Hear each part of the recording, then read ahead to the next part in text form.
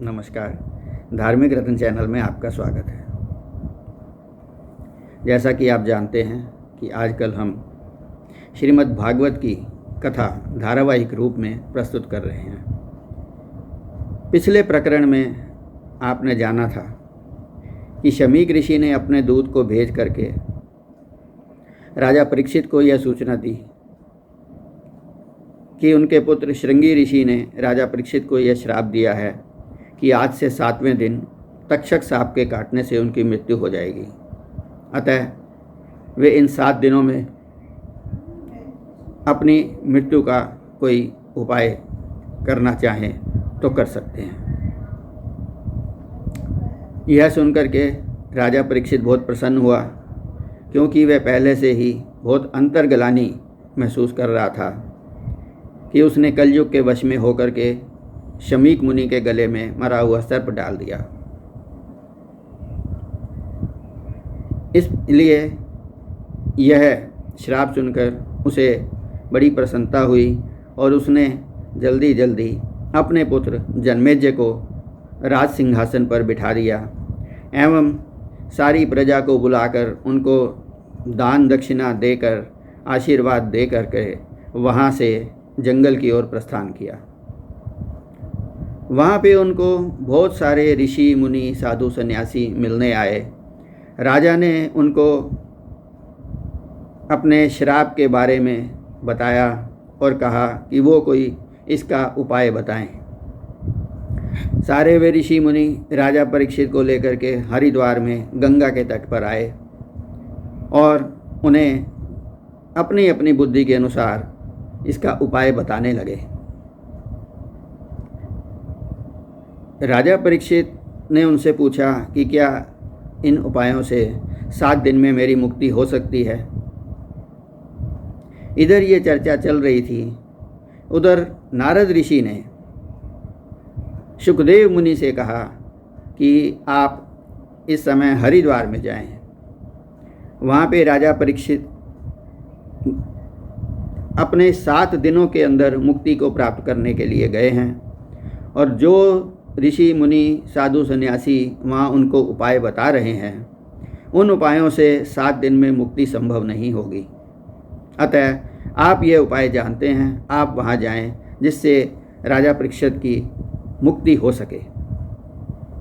शुकदेव मुनि ने नारद जी से कहा कि ठीक है, मैं आपके आग्रह से हरिद्वार में जाता हूँ।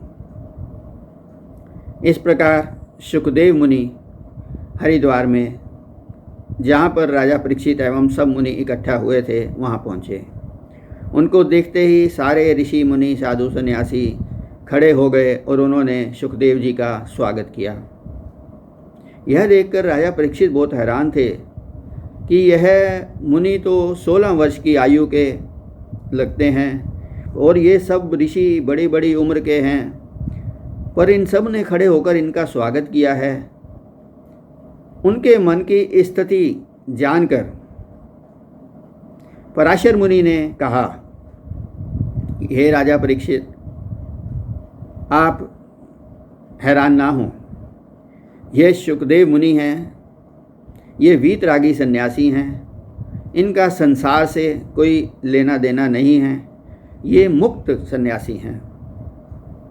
और जो आप इनकी आयु को देख रहे हैं तो उससे भी आपको कोई ऐसा विचार नहीं लाना चाहिए, क्योंकि ये मेरे पौत्र लगते हैं और मैं इनका दादा लगता हूँ। फिर भी ज्ञान में ये हम सबसे बड़े हैं, इसलिए हम सब ने खड़े होकर के इनका स्वागत किया है।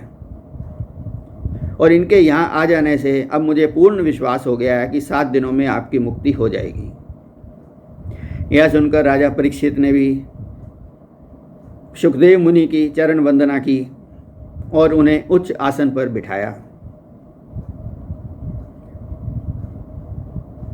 और शुकदेव मुनि ने उन सब को कथा सुनानी शुरू की। शुकदेव मुनि ने कहा कि हे राजा परीक्षित, आप धन्य हैं, क्योंकि आपने अपने अंतिम समय में संसार की भोग विलासिता को छोड़ करके अपनी मुक्ति का मार्ग चुना है।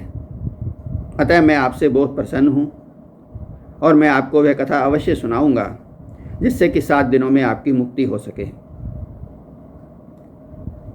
सर्वप्रथम तो मैं आपको यह कहना चाहता हूँ कि आप चिंता बिल्कुल ना करें, क्योंकि 7 दिन बहुत होते हैं। राजा खटवांग ने तो 2 घड़ी में ही मुक्ति प्राप्त कर ली थी। यह सुनकर राजा परीक्षित बहुत हैरान हुआ और उसने सुखदेव मुनि से कहा कि महाराज, आप मुझे सर्वप्रथम बताएं कि खटवांग कौन थे और उन्होंने 2 घड़ी में मुक्ति कैसे प्राप्त की। यह सुनकर सुखदेव मुनि ने कहा कि हे राजन, त्रेता युग में अयोध्या में राजा खटवांग राज्य करते थे। एक समय की बात है, देवताओं और दैत्यों में भीषण युद्ध हुआ। देवता हार गए और दैत्य जीत गए। देवताओं का सिंहासन दैत्यों ने छीन लिया। इस प्रकार देवता बहुत दुखी होकर के ब्रह्मा जी के पास गए कि किस प्रकार से उनको उनका सिंहासन वापस मिलेगा। तब ब्रह्मा जी ने कहा कि हे देवताओं, इस समय धरती पर अयोध्या में राजा खटवांग राज्य करते हैं। अगर आप जाकर के उनकी सहायता लो तो वे अवश्य ही दैत्यों को परास्त कर देंगे और आपको आपका सिंहासन वापस दिलवाएंगे। यह सुनकर राजा इंद्र स्वयं राजा खटवांग के पास गए और उनसे प्रार्थना की कि वो उनके साथ चलकर उनकी ओर से युद्ध करें। राजा खटवांग ने इंद्र की प्रार्थना मानते हुए उनके साथ चले गए और उन्होंने देवताओं की तरफ से दैत्यों से युद्ध किया और कुछ दिनों में ही दैत्यों को परास्त करके देवताओं को उनका सिंहासन पुनः दिलवा दिया। इसके बाद कुछ दिन वो वहाँ पर रहे। एक दिन राजा खटवांग ने इंद्र से पूछा कि मेरी आयु कितनी शेष है। तब इंद्र ने बताया कि उनकी आयु इस समय सिर्फ 2 घड़ी शेष है।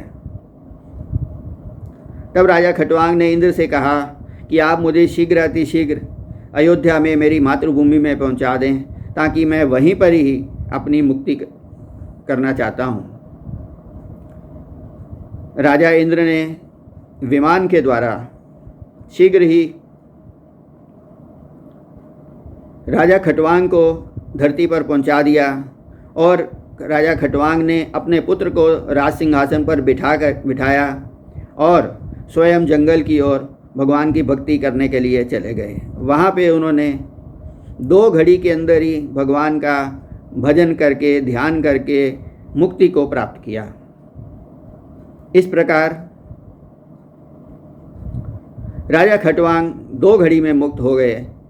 तो हे राजा परीक्षित, तुम्हारे लिए 7 दिन तो बहुत हैं, इसलिए तुम चिंता ना करो, आपकी मुक्ति अवश्य होगी।